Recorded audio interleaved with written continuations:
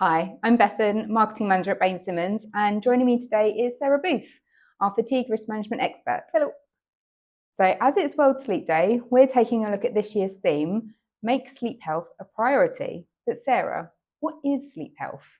So it's a more holistic look at our sleep. Historically, we've really focused on the duration of the sleep, which is one element, but it doesn't give us everything.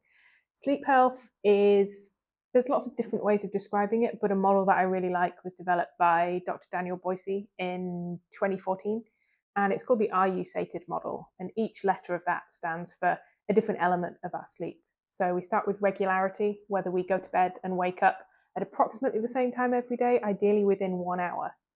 Then we go on to our satisfaction, so literally how satisfied are you with your sleep? Moving to alertness, are we able to get through the entire day without dozing unintentionally as we go through the day?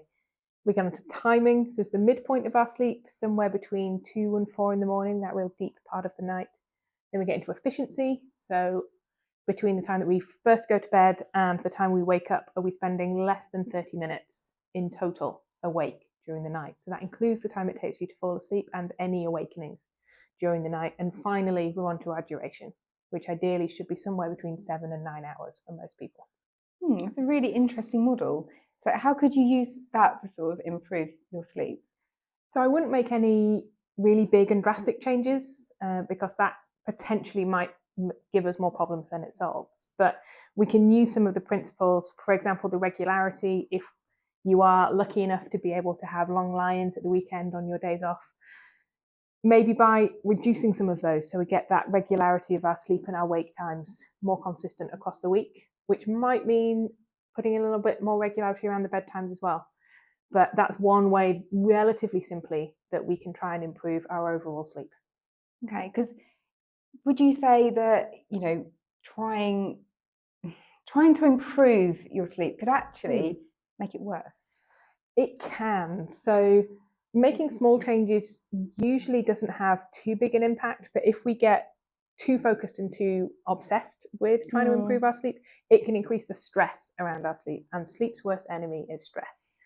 So there's a concept that's been coined in the last few years called orthosomnia. So it's literally the quest for perfect sleep. So more and more of us have devices which can give us scores for our sleep. And as we try and improve those scores, we're potentially putting more stress on our sleep, which can backfire and cause worse sleep overall. So always recommend that if you're trying to make changes to your sleep, go slowly, go gently, and don't put too much pressure on yourself. The people who sleep the best don't even think about it.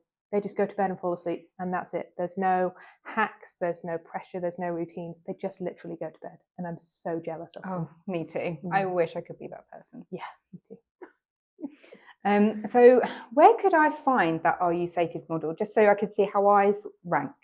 So we've written about it on a blog post that's on the website this week. The link is going to be in this post when we post it. Or if you are a scientific literature nerd like me, you can just search for Are You Sated in the database of your choice, and there will be lots of papers in there as well.